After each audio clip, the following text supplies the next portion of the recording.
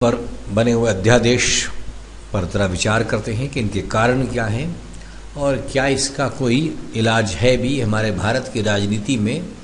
क्या दागी मंत्री कभी हट सकते हैं, यह यहाँ आए क्यों हैं और इसका निदान क्या है।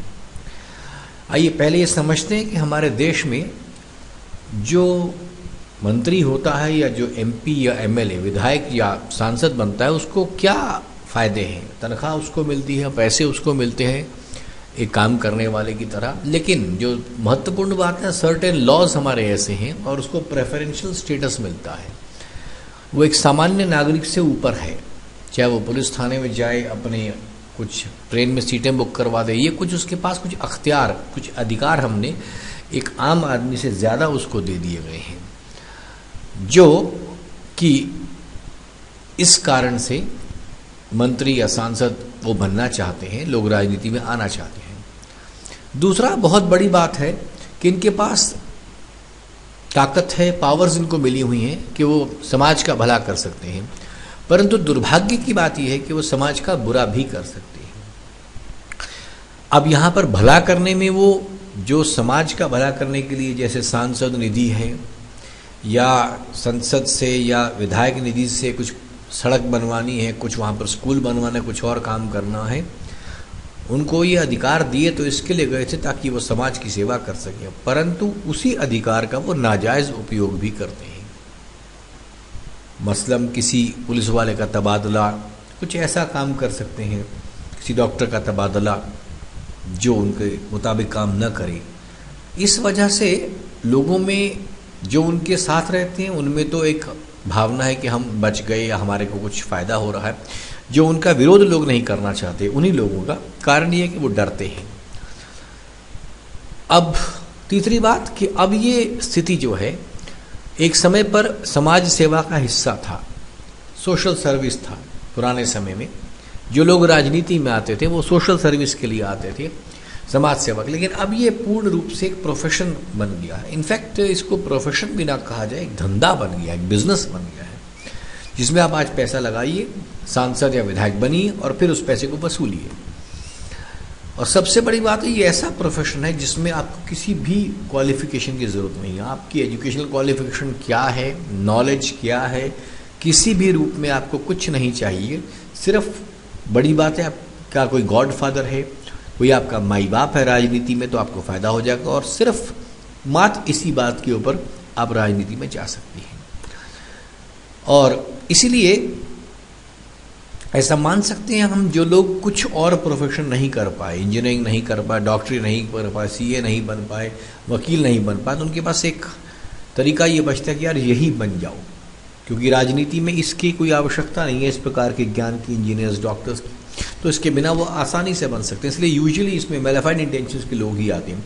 और जो भारत में आज लोगों की मानसिकता है, जो जनता में मानसिकता है कि इसी प्रकार के लोग इस समाज सेवा में आ रहे हैं, वो इसी कारण बनी है क्योंकि अधिकांश लोग यहाँ पर ऐसे आ रहे हैं जो मैलिफाइड इंटेंशन है, जिनका नेक नियति जिनमें शुरू से ही नहीं है। आज आप किसी राजनीतिक को मिलेंगे तो पहले ही आपके मन में, सामान्य पब्लिक के मन में पहले ही विचार आ जाएगा, इसके विचार ठीक नहीं होंगे, ये हमें लूट नहीं आ रहा है। अब इसके दूसरे पहलू पर बात करते हैं तो इनके जितने भी सपोर्टर्स होते हैं, जो राजनीतिक लोगों की साथ चलते हैं, ग्रुप्स में उनके सपोर्टर कह सकते हैं, उन सपोर्टर्स का अपना फ़ायदा होता है। वो कोई समाज सेवा के लिए नहीं, हर कोई अपने फ़ायदे के लिए कि मुझे ठेका मिल जाएगा, मुझे सड़क का कॉन्ट्रैक्ट मिल जाएगा, मेरी शराब की दुकान खुल जाएगी, मतलब हर एक को अपना। जैसे मैंने आपको बताया कि सांसदों के पास या विधायकों के पास जो ताकत है वो अपने ही लोगों को उसका फ़ायदा देते हैं। असल में बनी तो ताकत इसके लिए थी कि विधायक अपनी विधायिका क्षेत्र में, सांसद अपने संसदीय क्षेत्र में उसका विकास करे, परंतु ये सिर्फ अपने लोगों पर सीमित रहेगा। इसलिए इनके जितने सपोर्टर हैं वो सब अपने फ़ायदे के लिए हैं। और अब सपोर्टर्स का फ़ायदा क्यों है, फिर वही समझिए। कुछ लॉज हमारे ऐसे हैं जो आम पब्लिक को तंग कर सकते हैं। उदाहरण के लिए मुझे एक मकान बनाना है, बिजली का कनेक्शन चाहिए, सीधा मुझे सरकारी तरीके से नहीं मिल रहा है, तो मैं विधायक के पास जा सकता हूँ कि मुझे एक चिट्ठी लिख दीजिए ताकि मुझे वो मिल जाए। मेरे बेटे का एडमिशन नहीं है लेकिन मुझे एडमिशन चाहिए, उसके लिए आप एक व्यवस्था कर दें, साहब एक चिट्ठी लिख दीजिए ताकि मेरे बेटे का एडमिशन हो जाए। तो हमारे नियम कुछ ऐसे बन गए हैं, लॉज ऐसे बन गए जिसमें उनको जो प्रावधान दिए गए। और दूसरा सबसे बड़ा कारण, मैंने आपको जितने उदाहरण दिए, चाहे वो रेलवे रिजर्वेशन हो, चाहे स्कूल के एडमिशन का हो, चाहे बिजली का कनेक्शन को, इन सब में हमारे पास चीज़ें कम है, स्केर्सिटी है। हमारे पास उन चीज़ों का अभाव है, बिजली का अभाव है, स्कूलों का अभाव है, रेलवे सीटों का अभाव है, जिस अभाव के चलते मुझे विधायक से जाकर लिखवाना पड़ता है और मेरे को एक रिजर्वेशन मिल जाती है। मेरे पास स्केर्सिटी है, हमारे भारत में वो चीज़ें कम हैं। यदि वही चीज़ें बहुतायत में हो जाती, मान लीजिए एक रूट के ऊपर बहुत सी बसें चलती हैं, वहाँ पर उस व्यक्ति के पास स्केर्सिटी नहीं है, तो उसको कुछ सोचना नहीं मुझे कौन सी बस में जाना है, कोई ना कोई बस उसको मिल जाएगी। हमारे जितनी ट्रेन हैं सब फुल जाती हैं, सीटें उससे ज़्यादा चलने वाले लोग हैं जितनी सीटें हैं, तो ये स्केर्सिटी हमारे बीच में है। जब तक हम बाहुल्य की तरफ नहीं भागेंगे तब तक इस स्केर्सिटी का हम इलाज नहीं कर पाएंगे। और ये एक आंकड़े बताते हैं कि लगभग 7.8 करोड़ रुपया एक सांसद अपने चुनाव को जीतने में लगाता है। अब जिस व्यक्ति ने 7.8 करोड़ रुपया लगाया है, ज़रा उसकी सिर्फ फाइनेंशियल कल्पना करें, सिर्फ पैसे के रूप में कल्पना करें, तो वो व्यक्ति को पहले बात तो 7.8 करोड़ जो उसने लगाया वो वसूलना है। उसके बाद उसके दिमाग में ये भी रहेगा मुझे अगली बार फिर 5 साल बाद चुनाव लड़ना है, तो मुझे 7.8 करोड़, अगर मुद्रास्फीति न हो, महंगाई न बढ़े, तो मुझे इतना चाहिए। तो उसको लगभग 15.5 करोड़ रुपया अपने लिए चाहिए। और अगर आपको 10-5 साल में 15.5 करोड़ कमाना है तो लगभग 26 लाख रुपये प्रति महीना आपको कमाना है, उन्हें 1 लाख रुपये प्रतिदिन कमाना है। अब जिसको 1 लाख रुपये प्रतिदिन कमाना ही नहीं है बल्कि 1 लाख रुपये प्रतिदिन बचाना है अपने खर्चे करने के बाद, तो उस व्यक्ति के पास अगर भ्रष्टाचार नहीं बचेगा तो कैसे, वो दागी होगा, गलत काम ही करेगा, क्योंकि उसको इतना पैसा चाहिए और इतना पैसा ठीक से काम करके तो उसको मिल नहीं सकता। इसके लिए वो बनता है। इसका क्या तरीका हो सकता है? सबसे बड़ी बात है, जो संसद में इलेक्शन लड़ते हैं जो लोग, जो सांसद विधायक बनकर आते हैं, वो पहले बात पैसा खर्च करके आते हैं और उनको पैसा वसूलना है, और जो पैसा उन्होंने खर्च किया वो वसूलने के लिए उनको गलत काम करने पड़ते हैं। तो इस पूरी गंगा को पवित्र करने के लिए गंगोत्री को ठीक करना पड़ेगा। सल्यूशन इसका एक ही है कि सरकार उस इलेक्शन को फंड करे, लोगों का अपना पैसा न लगे।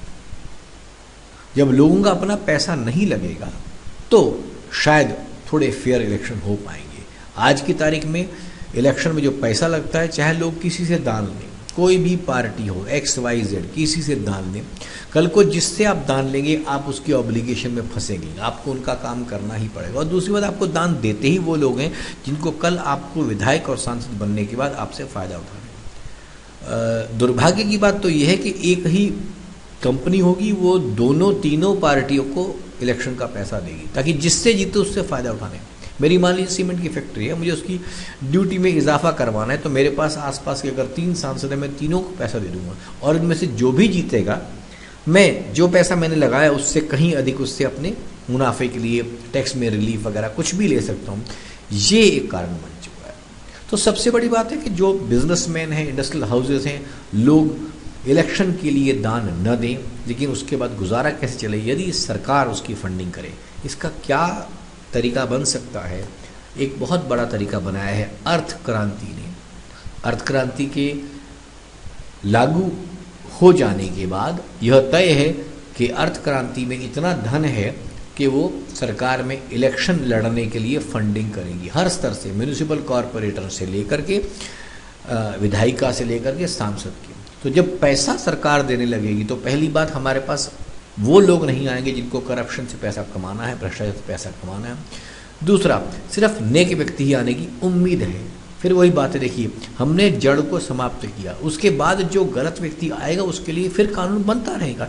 लेकिन सबसे पहले किसी सांसद की आवश्यकता ये ना हो कि मुझे भ्रष्टाचार करना है। आज हमारे सांसद की आवश्यकता बन चुकी है कि भ्रष्टाचार हमें करना है। तो इसके लिए अर्थ क्रांति की प्रपोजल इस बात को पूर्ण रूप से हटाने का एक तरीका उसने दिया है। और भी तरीके हो सकते हैं, परंतु अर्थ क्रांति का ये तरीका कई समय से देखा हुआ है। शायद इस पर हम अपने काम करें तो कुछ हो सकेगा। धन्यवाद।